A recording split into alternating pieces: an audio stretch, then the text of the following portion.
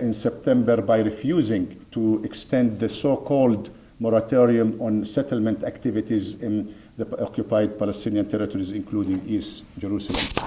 Now, when we talk about the settlements, and you have probably been hearing a lot about this recently, the Israelis, excuse me, the Israelis have been circulating many myths about the issue of settlements that unfortunately people in this country have bought in.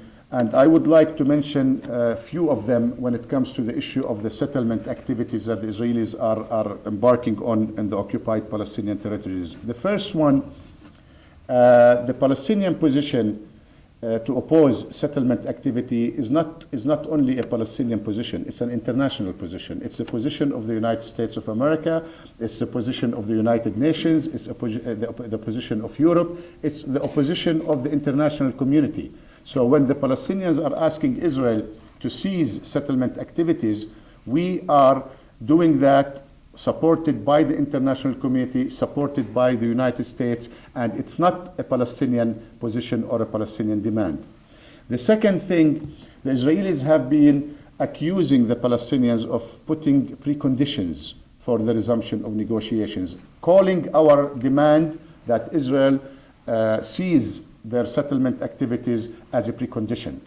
Well, the cessation of settlement activities, including natural growth, is an Israeli obligation. Israel agreed, even in the Oslo Accords, to refrain from taking any unilateral actions that could preempt or prejudge the outcome of the final status negotiations between the two sides. And in the roadmap of 2003, during the Bush administration's, when President George Bush brokered that agreement between the two sides, Israel agreed as part of their obligations to cease settlement activities, including natural growth, including in East Jerusalem, which is an occupied territory and is not recognized as part of Israel. So when we ask Israel to do that, we are not putting preconditions. All what we are telling the Israelis, the same way we Palestinians have taken certain steps to honor our agreements and obligations, we expect you to do the same. And it's not a precondition. The third myth about the settlement activities, that it only affects a small percentage of the land in the West Bank. We have been hearing that just recently, that it's only, we're only talking about 1.7% to 1.8% of the total area of the West Bank. So why the Palestinians are making a big fuss about it? It's a very small area.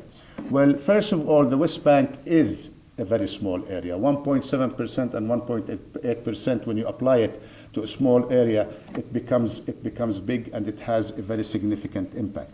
The second thing, it's not the number. It's not whether it's 1.7% or what 8%. It's a principle.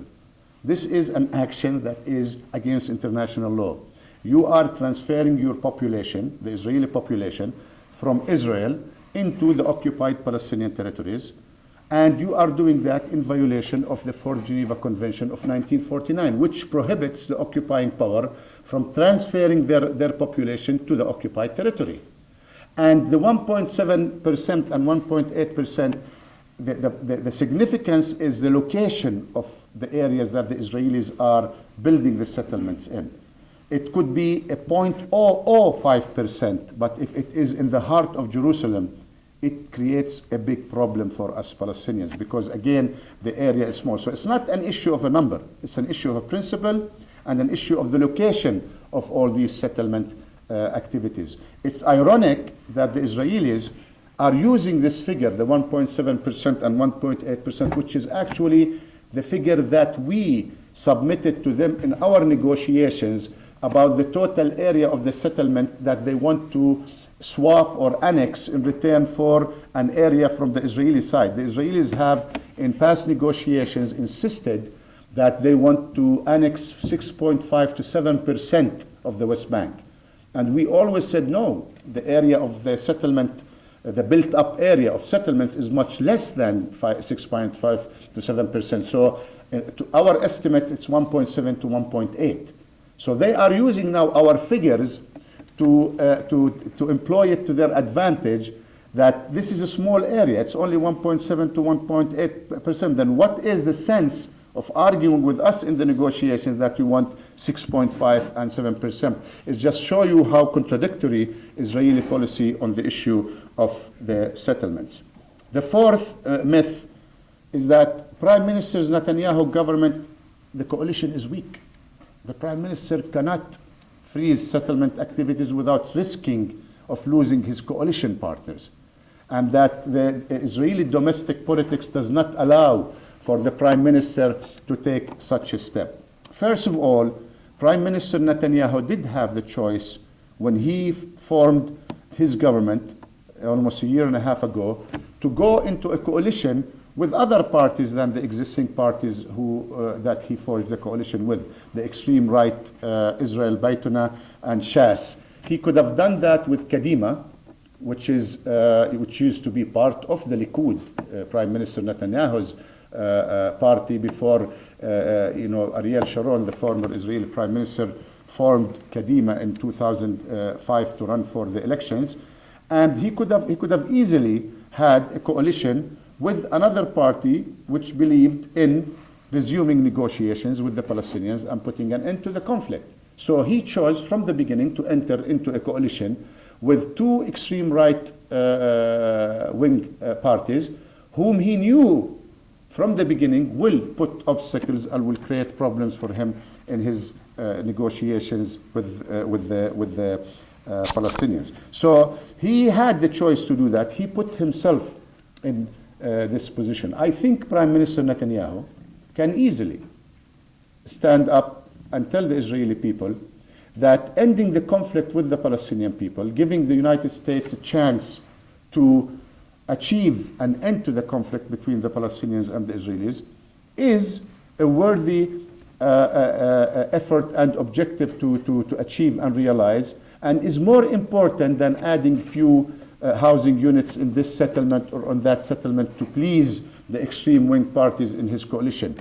Ending the conflict with the Palestinians will guarantee the security and will provide Israel with peace, and not building more settlements. So if he wants to, he does have the resolve. If he has the resolve, he could convince the Israeli public that achieving an end to the conflict with the Palestinians is more important than expanding illegal settlements in the occupied territories. So this is about the settlement myths and the issue of the settlement, which unfortunately continues to be the stumbling block right now in the resumption of the direct talks that were started in September in Washington here in the presence of the President Barack Obama. And the Palestinian position is very clear on this issue.